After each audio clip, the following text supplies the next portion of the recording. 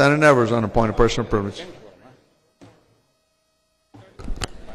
Mr. President, members, this is very important to me, and you know I do not rise to the mic on many occasions, but I would appreciate your attention in this matter. You know, when I was elected to the Senate, it was probably one of the proudest days in my life.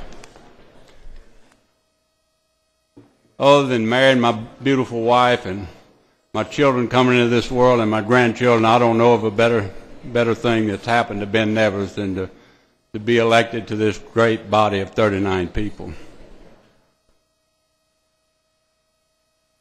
And as I think about the great times we've had and the difficult times, I'm reminded that each of us carry a huge responsibility to those people that we represent. Yesterday afternoon, I was given a public records request by the Secretary and the President of the Senate. And I'm going to read it to you, just for your information. I request any and all electronic and written correspondence between Senator Ben Nevers and the following 4 lobbyists and our special interest group leaders: Louisiana Federation of Teachers President Steve Monahan, Louisiana Federation of Teachers Legislative Director Mary Patricia Ray, Louisiana Association of Educators President Joyce Haynes, Louisiana Association of Educators Director Michael Walker Jones, from January 9th of 2011 until today.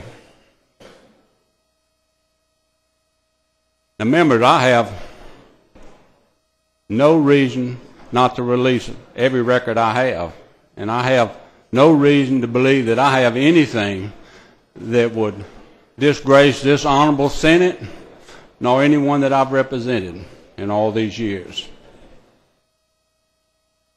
But what I do have concern about is the constituents that I represent believe that whenever they email me, whether it be the grandmother in the nursing home or whether it be a parent in one of the areas that I represent, they believe that that email to my district office or to my laptop is confidential. They say things to me that they would never say in a public setting, and I'm sure to you.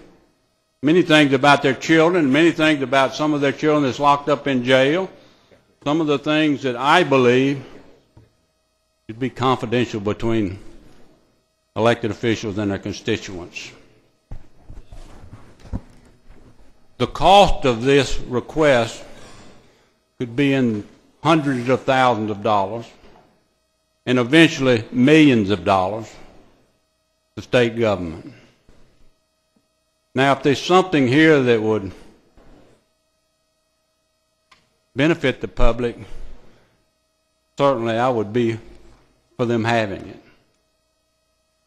You know, Ben Nevers, I've always tried to live to my word. I've always tried to be upfront with not only you but my constituents.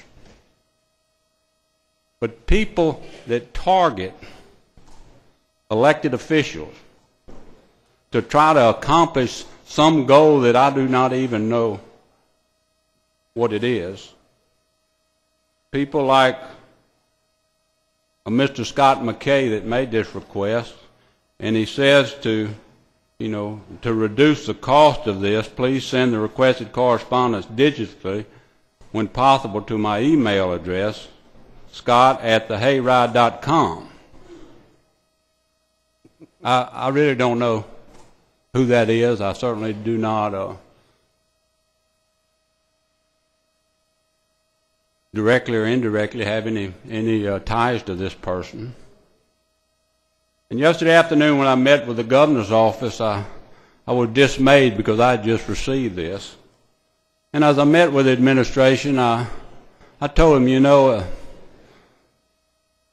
I've been considering voting for much of their package. I felt like some amendments need to be placed on some bills. And I said, but this has been quite a blow to me, to think that the constituents that have so much faith in my confidentiality with them, that people would try to possibly cause them to distrust anything that might be sent to my office. And they assured me they had nothing to do with this, members. They told me they had absolutely nothing to do with this, and as a matter of fact, they didn't know this man. So I simply say to you today, I want to inform all of you, to tell your constituents to be careful what they send to you, because it could be on the local television station in your district or in mine. It could embarrass that family. It could embarrass someone else. But Ben Nevers will never be embarrassed about the stand that he's taken, because I believe I've tried to do the right thing. Looking back, there's things I would have done differently.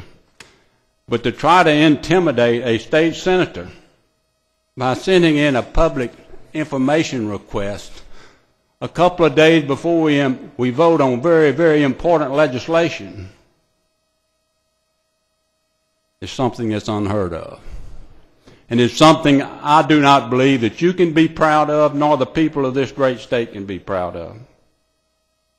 I think it's a position that has put all of you in, you have been put in the position to wonder, what emails should you open? What should you tell your constituents? How confidential is your conversation with one of your constituents? And I do not believe any of these organizations are communist organizations. I do not believe they have anything with overthrowing this great country or this state. I believe they have a legitimate interest in promoting the best interest of education here. So I'm not ashamed of any discussions I've had with any of these organizations, nor anyone else. So just for your information, Senators, I thought it was important that you know what's happening across our state and what public service has come to. Thank you very much. Thank you, Senator. I don't have a lot to add to that. I think Senator Nevers has certainly share his sentiments. I just happen to have expected it because it happened 4 years ago when I was in the House and I opposed the voucher bill. The exact same thing. Third-party group made a request for public records. It was funny they didn't ask for information about some of the proponent organizations as it relates to the emails that were sent to me or I sent out. They only asked for those who were on the opposition. And so I think Senator Nevers really hit the nail on the head when he said, you know, if this is what is this what it's come to when we try to actually debate public policy. I think we should have and I know that I've witnessed over the years Senator Lario having being cognizant of how important it is to debate bills. I have complete confidence in his leadership and our ability to, in fact, weigh in on legislation on whatever side we're on and whatever that outcome may be. The question is, I don't think that another branch of government respects this body in that way. And so when in their mind, there's no gray area. And so if it's got to be black or white, there's no gray area. There's no room for amendments. There's no room for compromise. You're either on the team or you're not on the team. And when you have been established to not be on the team, being against vouchers, being for transparency in the governor's office, for example, then you get public records requests or you get radio ads. And so I totally expected that I would get this public records request, and it's always different when it comes to you and it hits you. I think we had some House members for the first time on the other end of this. But I think all of us should be on notice. If, in fact, you opposed a major initiative by this administration, expect to get a public records request and expect to be subject to this kind of scrutiny. It's okay because we're public officials and we're supposed to be held accountable. And quite honestly, our emails are public records. But the question is, do we have the freedom to come down here and advocate for what we believe in and who we represent at home? Because none of us represent a district that looks exactly alike. So with that, we should expect that people's positions should be different on from bill to bill. But if you come in here with the expectation that everyone is supposed to be completely aligned, and when something is proposed, everybody should just blanketly vote for it, then why are we here? That's why there are 39 districts. Nobody in here votes for me. The people at home vote for me. I'm supposed to be professional. I'm supposed to be courteous to you, accessible, work with you to do what's in the best interest of the people of Louisiana. That is my job here.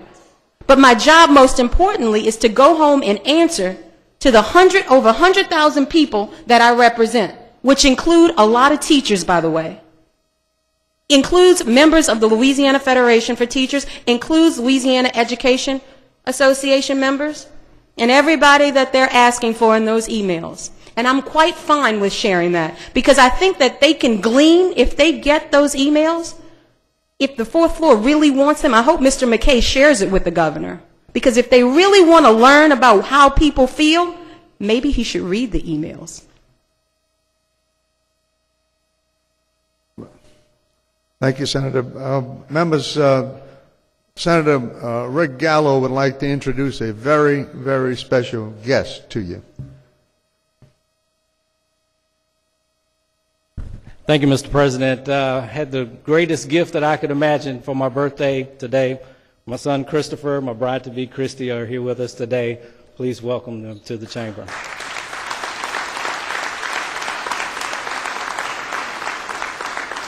And Danny, this isn't my grandson, okay? That's so nice y'all can grow up together.